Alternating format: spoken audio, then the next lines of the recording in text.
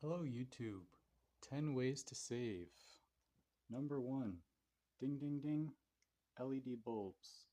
You can get 5 to 9 watt LED bulbs to replace all your 60 watt bulbs. And you can also get dimmer switches. That saves power. Number 2. Get yourself some curtains to block out the infrared light that can dissipate at night, and open the curtains during the day to let light in. And it saves a decent amount of power, more than you'd think. Save money on your soap here by getting a foam soap. And once that runs out, reuse it and go ahead and put your dish soap in there. It doesn't even take much, just a little bit, and that'll last for a bit, and that'll save you on soap and keep your hands from drying out. You can also dry your laundry outside. You can use mechanical switches to turn things on or off at certain times to save power. For example, if you had a fridge or freezer that stays cold during the night and you want to power it during the day with solar, and you got chunks of ice in there to keep it cold. Most people don't want to do that with their stuff because they don't want it to spoil, but it can work to mitigate the load if you have solar during the day. Anyways, just an idea.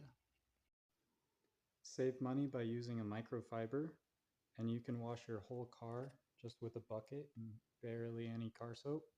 And the trick is getting a dry one, and right before it's dry, there's little dots on there with the droplets. You wipe it off, and it makes a nice, clean surface and shine.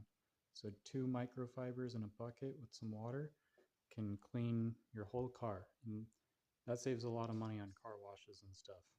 And it saves a lot of water.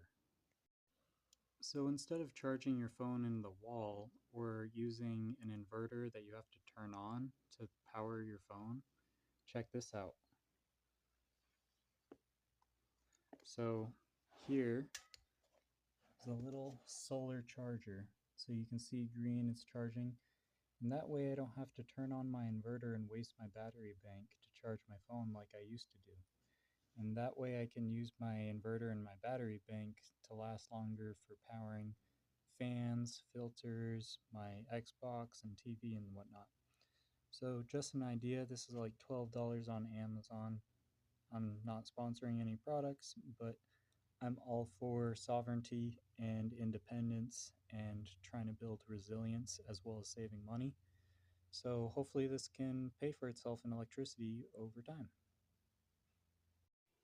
So I just got a couple thumbtacks with a blanket to trap some heat in where my furnace and my water heater sits. So that kind of keeps that area a little bit warmer to keep my water heater from having to do as much work. Another thing you can do is put your PC on economy mode so that if you walk away for X amount of minutes, it'll turn off.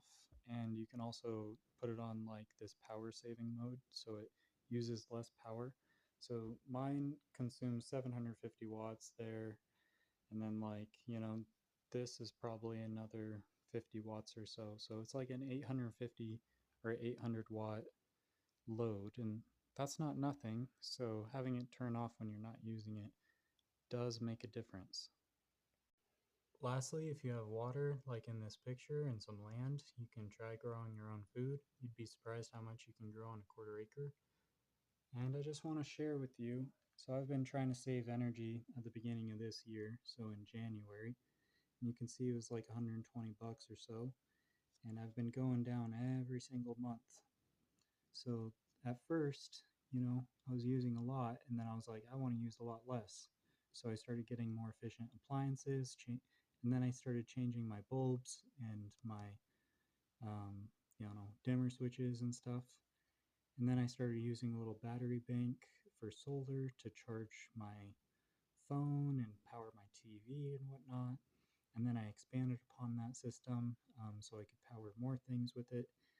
And so as you can see, these things do pay dividends. This was a whole process.